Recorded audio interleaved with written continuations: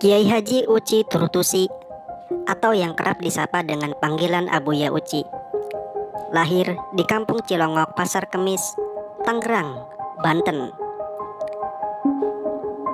Abuya Uci merupakan putra dari Abuya Dimyati bin Romli.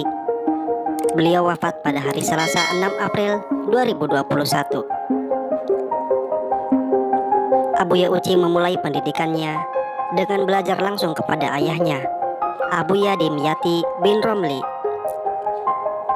Setelah selesai belajar dengan ayahnya, beliau melanjutkan pendidikannya dengan belajar kepada 32 orang guru di berbagai pesantren yang beliau tempuh selama 32 tahun. Ketika beliau belajar di pesantren, beliau termasuk orang yang sering pindah-pindah. Paling lama waktu belajar beliau tempuh selama 3 tahun lebih, bahkan ada yang hanya 1 hari kemudian beliau pindah lagi. Hal tersebut dikarenakan ketika pengasuh pesantren mengetahui bahwa beliau adalah anak Abuya Dimyati bin Romli, maka kebanyakan para kiai justru tidak berani menerimanya sebagai murid. Setelah wafat ayahandanya, Abuya Dimyati bin Romli, kepengasuhan Pondok Pesantren Salafiyah Al-Istiqlaliyah yang berdiri sejak tahun 1957 Masehi dilanjutkan oleh putra beliau, Kiai Haji Uci Turtusi.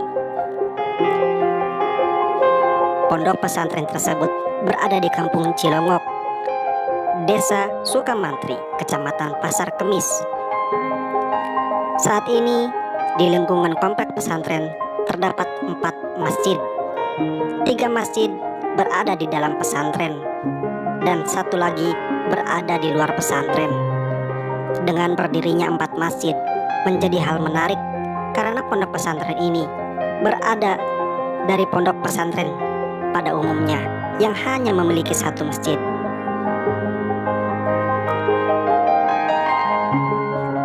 Kemasyhuran dan kealiman Abuya Uci sudah tidak diragukan lagi. Mulai dari para pejabat, pengusaha, dan rakyat biasa, banyak yang berdatangan kepada Abuya Uci. Ada yang hanya meminta saran, banyak juga yang meminta doa kepada Abuya Uci. Dan bahkan karomah-karomah beliau pun banyak disaksikan oleh beberapa orang yang ada di sekitarnya. Berikut adalah karomah-karomah Abuya Uci. Yang pertama, Abuya Uci disegani dan dicintai masyarakat. Abuya Uci adalah tokoh ulama yang sangat dihormati dan disegani oleh semua kalangan masyarakat. Beliau sangat berjasa besar karena telah mengharumkan bangsa Indonesia, terutama Kabupaten Tangerang, Banten. Dengan keistimewaan dan karomah yang diberikan Allah kepada Abuya Uci, hati umat Islam merasa rindu untuk bertemu dan silaturahmi dengan sosok sang ulama ini. Dengan kepiawaiannya menyampaikan dan mengajarkan ilmu agama dengan ikhlas, sehingga tausiah yang disampaikan sangat jelas dan mudah dipahami oleh para jamaah. Allah menunjukkan karomah kewalian seseorang hanya untuk orang-orang yang Dia kehendaki. Allah juga yang menganugerahkan hidayah rasa cinta dan keyakinan kewaliannya kepada orang-orang yang Dia kehendaki. Yang kedua, karomah Abuya Uci. Abuya Uci berada di 2 tempat yang berbeda di waktu yang sama.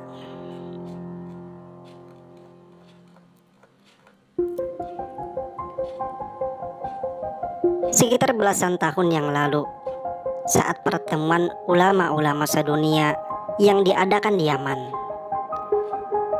Abuya Uci dan Habib Abdurrahman serta beberapa ulama Indonesia diundang untuk mewakili Indonesia.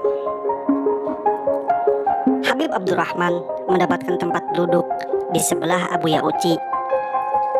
Karena saat itu setiap meja sudah ditulis nama-nama ulama yang diundang sebagai tanda tempat duduk yang disediakan pihak penyelenggara. Kurang 5 menit dari waktu pembukaan acara, Habib Abdurrahman menelepon Abuya Uci lantaran sampai saat itu beliau tidak melihat Abuya yang seharusnya sudah berada di sampingnya. Abuya memberitahukan Habib bahwa beliau mendadak tidak bisa menghadiri acara tersebut. Saat Habib berbicara melalui telepon, saat itu juga tiba-tiba Habib melihat Abuya Uci datang menghampiri beliau, lalu duduk tepat di sebelah Habib sambil mengangguk tersenyum lantaran saat itu sang Habib sedang memegang HP dan menerima telepon. Melihat hal ini, Habib Abdurrahman marah-marah ke Abuya Uci yang sedang bertelepon dengan beliau lantaran merasa ditipu.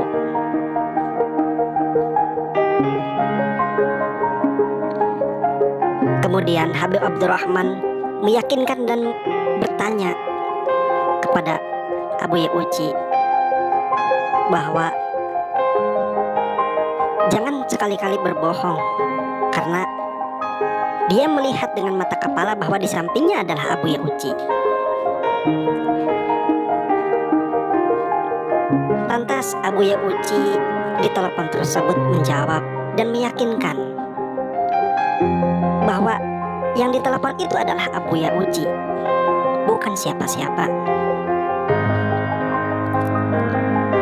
Sang Habib merasa dirinya saat itu bergoyang bagaikan di atas kapal, antara percaya dan tidak percaya.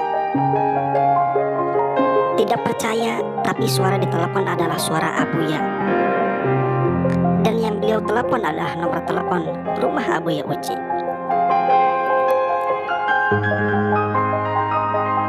Tapi kalau beliau percaya, dia juga melihat dengan mata kepalanya sendiri.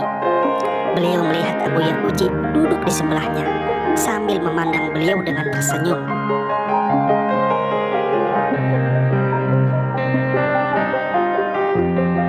Akhirnya Habib kembali menanyakan dan meyakinkan kepada Abuya Uci, ini sebenarnya yang mana yang asli? Abuya Uci menjawab, wallahu alam, yang jelas saya tidak bisa hadir. Sambil beruluk salam dan menutup HP-nya, tubuh Habib bergetar hebat, lalu lemas, dan akhirnya beliau benar-benar yakin ternyata yang asli adalah Abuya Uci yang diteleponnya barusan. Lantaran Abuya Uci yang ada di sana itu memang Abuya Uci, tapi tidak banyak bicara, terkesan sedikit sombong, lebih banyak senyum kepadanya. Abuya Uci yang beliau temui di sana hanya banyak bicara saat diberikan kesempatan bicara. Saat acara selesai, Abuya Uci pamit ke Habib dan langsung pergi. Tidak seperti biasanya Abuya Uci seperti itu. Biasanya Abuya Uci selalu senang ngobrol dan bercanda, apalagi beliau sudah sangat akrab dengan Abuya. Saat pulang ke Tangerang, Habib langsung datang ke rumah Abuya Uci dan menceritakan semua pengalamannya yang ia alami. Abuya Uci hanya tersenyum dan tertawa, tetap menyangkal dan tetap meyakinkan wallahu alam itu siapa dan tidak tahu, karena Abuya Uci memang benar berada di rumah. Dan karomah yang ketiga, murid-murid Abuya Uci selalu bertambah. Abuya Uci adalah penerus ayahnya almarhum Kiai Haji Dimyati yang mengajar pengajian mingguan. Jamaah yang hadir setiap minggu selalu memadati kampung Cilongok, tepatnya di pesantren. Parkir mobil dan motor para jamaah sudah tidak tertampung di satu tempat, sehingga kendaraan banyak yang parkir di tempat yang lumayan jauh. Hampir setiap minggu, para jamaah semakin membludak, semakin banyak dan semakin banyak.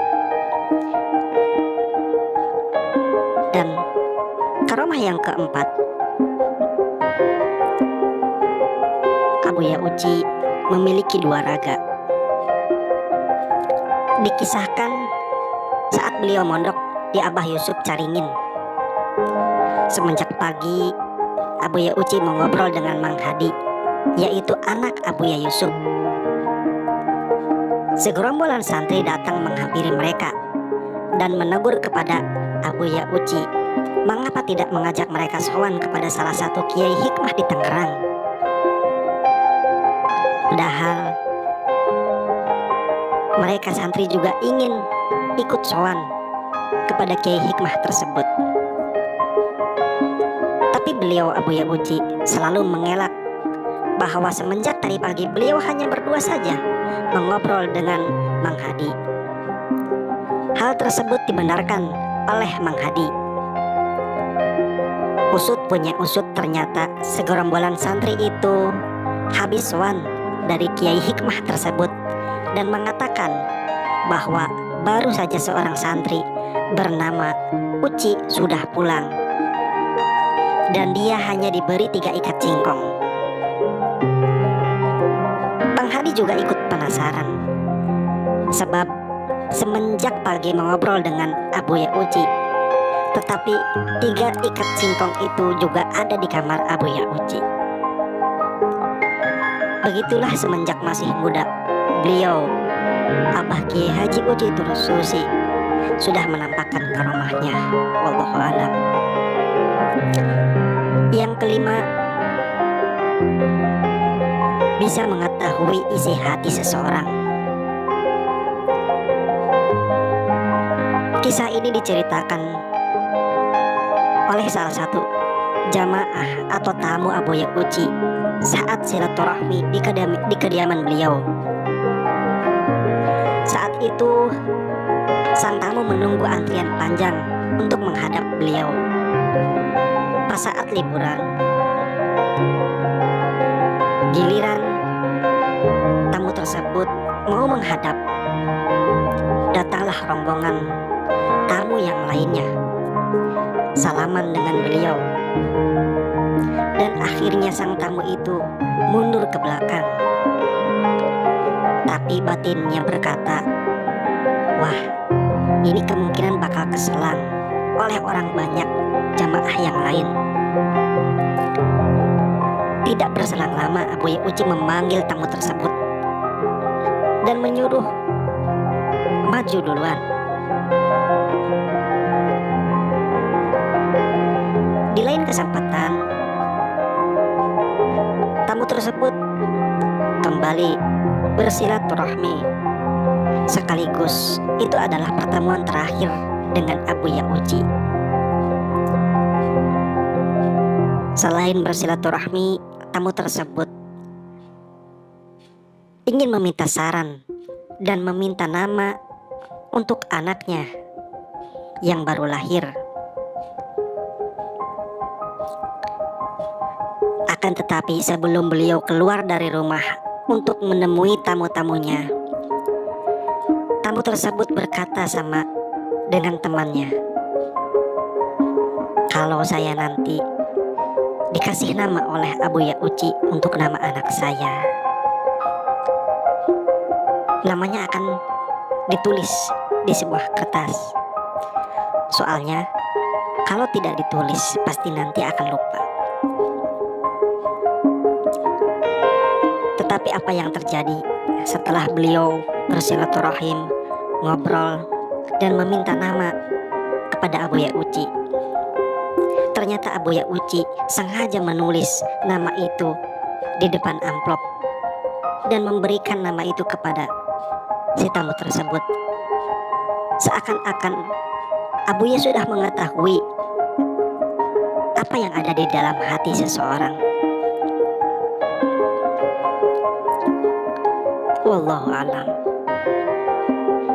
Yang keenam, karomah Abuya Uci. Sarung penutup jenazah Abuya Uci tercium bau wangi.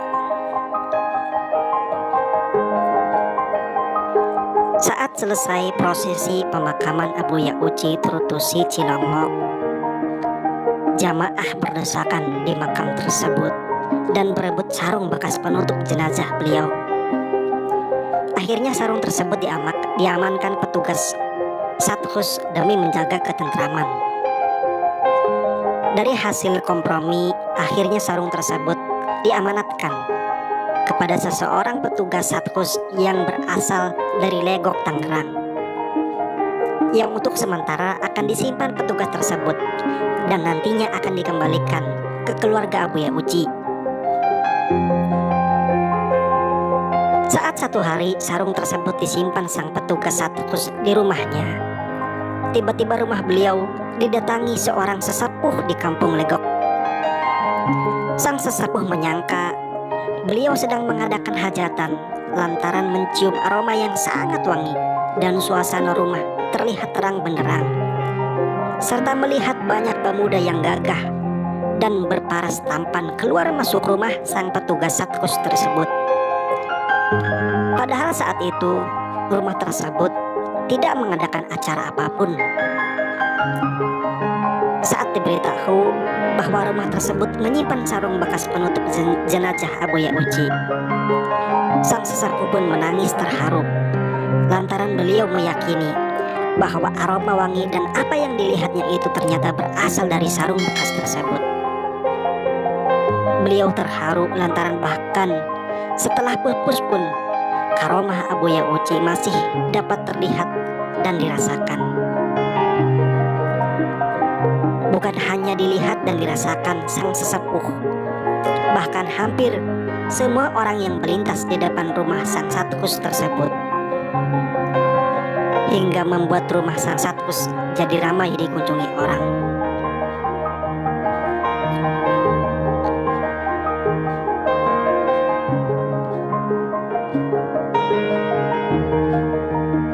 Wallahu alam. Semoga dengan cerita ini bisa menambahkan keimanan kita kepada Allah Subhanahu wa ta'ala. Amin ya rabbal alamin.